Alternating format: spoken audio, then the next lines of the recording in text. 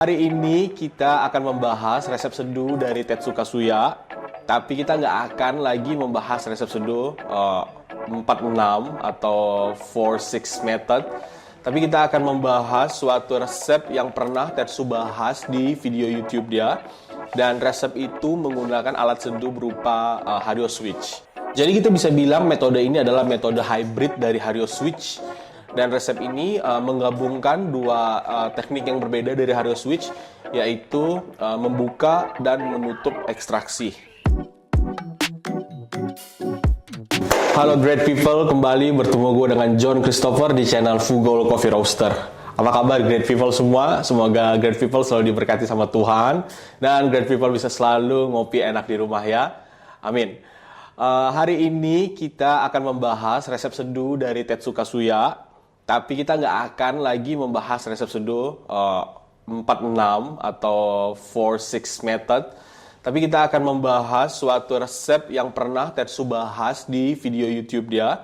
Dan resep itu menggunakan alat seduh berupa Hario Switch. Nah, kenapa hari ini gue pengen bahas resep ini? Karena resep ini menurut gue cukup unik, cukup istimewa. Mungkin banyak dari teman-teman juga yang udah mengaplikasikan resep ini mungkin di kompetisi atau mungkin di seharian mungkin ya di kedai-kedai.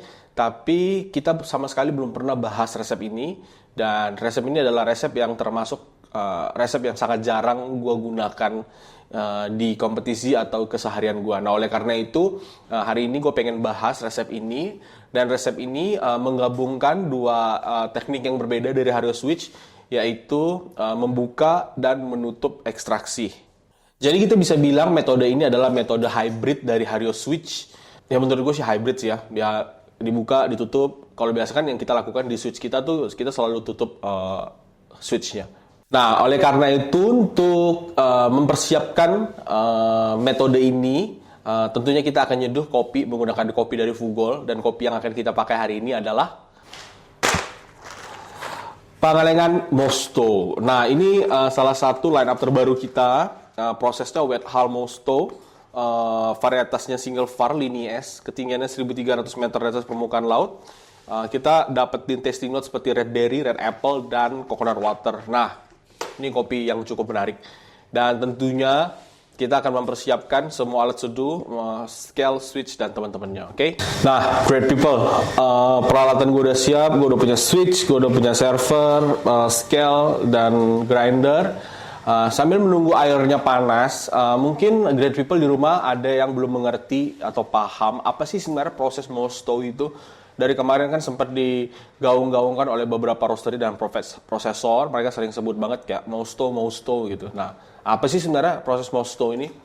Proses Mosto ini simpelnya adalah proses yang diadaptasi dari salah satu proses pengolahan di wine. Jadi sebenarnya cara lakukan kayak gini nih. Kita tahu kalau kita mau ngelakuin anaerobik natural, biasanya cherry kopi tersebut akan kita simpen di dalam sebuah kontainer. Dan itu akan vakum.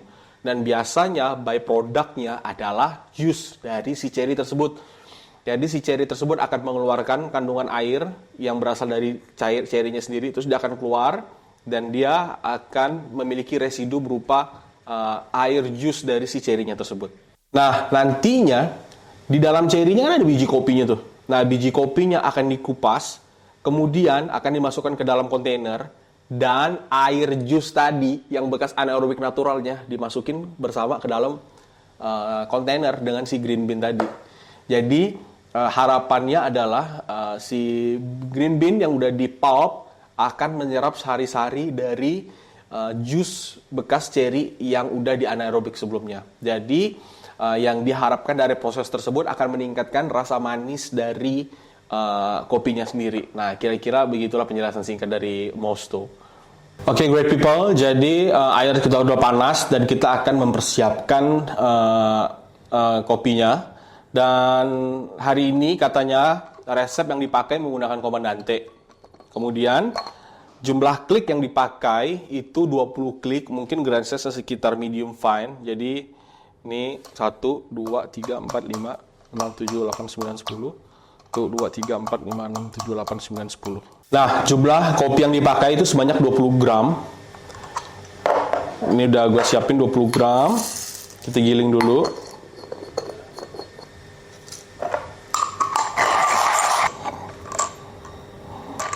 Oke, gue udah selesai giling kopinya.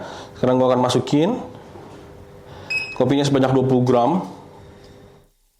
Kemudian Tetsu menggunakan dua jenis suhu yang berbeda. Suhu yang pertama adalah 90 derajat dan suhu yang kedua adalah 70 derajat. Nah, kita akan coba mulai. Jadi pada tuangan yang pertama, Tetsu menyarankan untuk menuang air sebanyak 60 gram selama 30 detik dan switch-nya dibuka. 60 gram.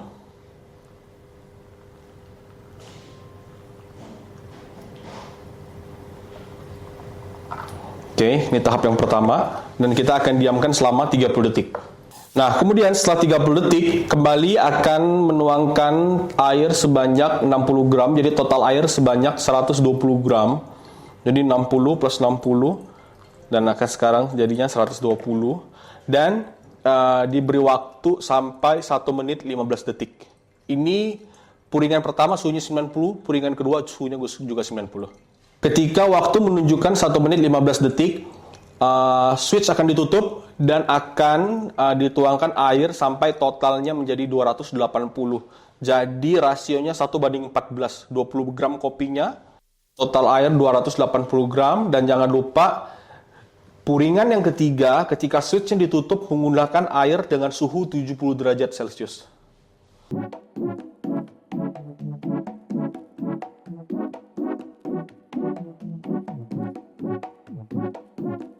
Udah berhenti ekstraksinya. Dan sekarang kita akan coba rasanya seperti apa.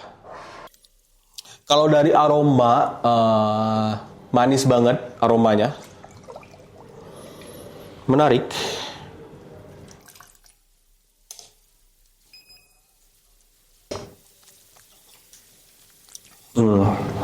Resep ini yang gue notice di awal adalah mouthfeel-nya lumayan round dan smooth.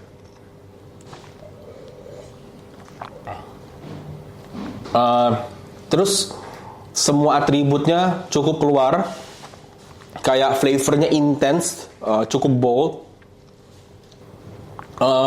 Mungkin karena rasionya cukup pendek ya, 20 gram terus pakai 1:14, nggak pendek juga sih. Cuma sepertinya yang gue perhatikan adalah Tetsu bertujuan meningkatkan ekstraksi di awal dengan melakukan 2 interval yang nggak pakai immersion. Nah, kemudian untuk